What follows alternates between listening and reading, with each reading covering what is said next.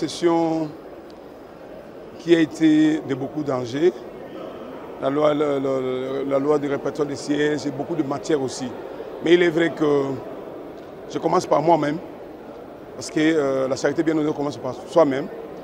Moi, je suis très inquiet que ma proposition de loi, ma troisième proposition de loi, a été validée par le bureau d'études, mais j'ai observé, enregistré un grand retard pour que l'administration puisse envoyer ça au niveau du gouvernement et qu'on n'a pas pu traiter cette proposition de loi. Ça aussi, c'est quelque chose qui m'a dérangé. Pourtant, c'est une proposition de loi souhaitée et demandée par la communauté. Donc, la session de mars a été une session très dure et il y a eu beaucoup d'enjeux et que Dieu nous a aidés pour que nous puissions arriver à la fin. La réalité, c'est que je vis bien avec ma communauté et c'est ce qui m'arrange pour que tant soit peu amener des solutions qui demandaient, qu'ils avaient souhaité avoir et nous commençons à le faire, même si il y a un enclavement très sérieux à Monkoto où on attendait avoir l'appui du projet de 145 territoires, mais qui jusque-là, avec le PNID, rien ne s'est fait et ça pose problème. Donc c'est un territoire qui est vraiment enclavé avec plus de 300 ponts, mais jusqu'à aujourd'hui, il n'y a pas un appui à ce sens. Pourtant, nous avons toujours continué à faire des plaidoyers et nous continuerons à le faire pour toujours.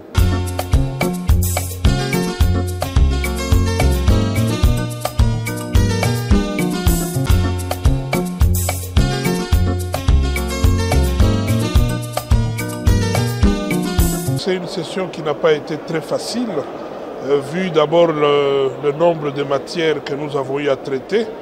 Et si je dois m'appesantir sur la situation sécuritaire, le domaine qui me concerne, je pense que au-delà de toutes les rencontres que nous avions eues avec le gouvernement, avec le commandant suprême, mais aussi au-delà de toutes les tractations qu'il y a eu entre le bureau de l'Assemblée nationale et certains membres du gouvernement qui devaient normalement nous fournir certaines informations, mais je pense que nous avons eu un atterrissage quand même qui nous a permis non seulement de faire un pas dans la démarche que nous avons, celle de donner des recommandations au gouvernement qui vont aller dans le sens de trouver la solution à ce problème d'insécurité qui règne dans plusieurs provinces de la République. Mais ça nous ouvre aussi une porte pour la session qui va commencer, pour que nous puissions avoir la possibilité, ensemble avec le gouvernement, de mener des démarches qui iront dans le sens de permettre à notre armée de monter en puissance, parce que seule notre armée va nous permettre de gagner cette guerre.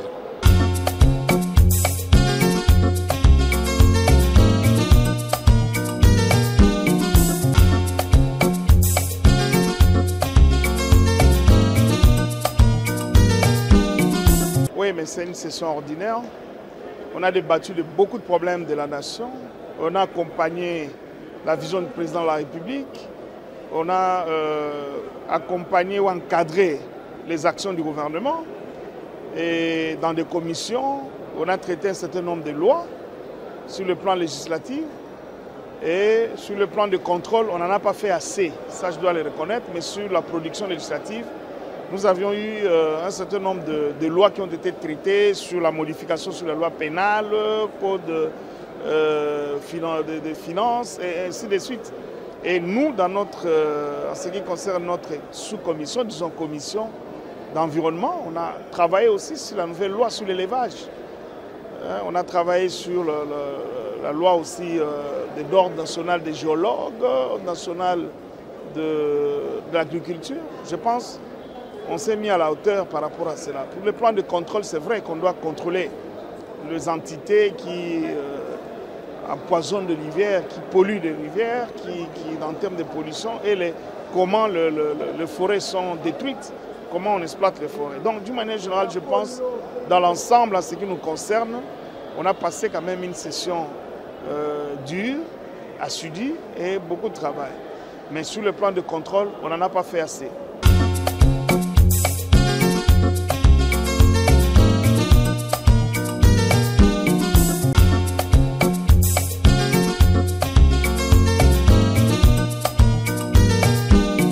La session que nous venons aujourd'hui clôturer, nous avons traité de la matière, nous avons parlé de la vie de la nation.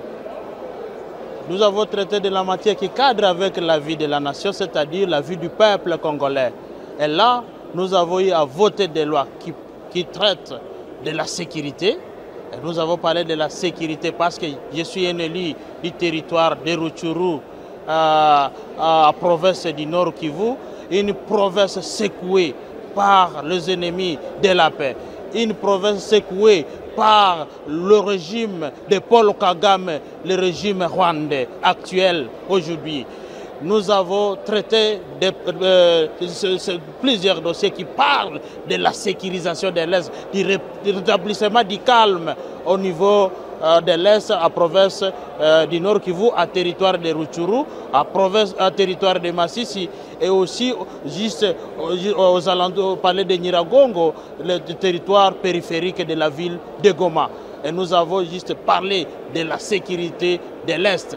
Et là, nous avons reçu plusieurs projets qui cadrent avec la paix, qui cadrent avec la sécurisation, qui cadrent avec l'économie, qui cadrent avec la vie, je parle du développement, bref, du développement de la province de la République démocratique du Congo. Ce qui nous a plu est que réellement, nous avons constaté qu'on a pris de bonnes stratégies dans le cadre du développement, mais juste nous avons reçu aussi une loi, plusieurs lois qui cadrent avec la préparation des élections. Parce que nous sommes à période, maintenant le processus électoral a démarré, nous avons eu à voter des lois qui cadrent avec le processus électoral. Et là, le dernier projet de loi que nous venons de voter est le projet de loi qui cadre avec la répartition des sièges. Nous avons fini, nous avons bien traité, nous avons voté cette loi. La loi a été transmise en seconde lecture au niveau du Sénat. Nous avons déjà doté la République d'une loi qui va juste arbitrer les élections. C'est un processus, nous sommes dans un processus. Mais juste aujourd'hui, nous venons pour la clôture. Nous venons pour la clôture, pour qu'on aille maintenant, pour qu'on nous libère, pour les députés qui se respectent. Un représentant du peuple qui se respecte, il doit rentrer maintenant à la base, dans sa base électorale, dans sa province où il a été élu, pour récolter encore des informations. Parce que des informations qui cadrent avec tous les aspects de la vie. Toutes les facettes de la sécurité, il doit fouiller, amener dans son agenda et présenter encore au niveau de l'Assemblée nationale, présenter un bon rapport. Maintenant, nous voulons clôturer et nous voulons rentrer dans nos circonscriptions électorales pour encore collecter des informations que nous pourrons amener dans nos agendas et présenter aussi à la représentation nationale.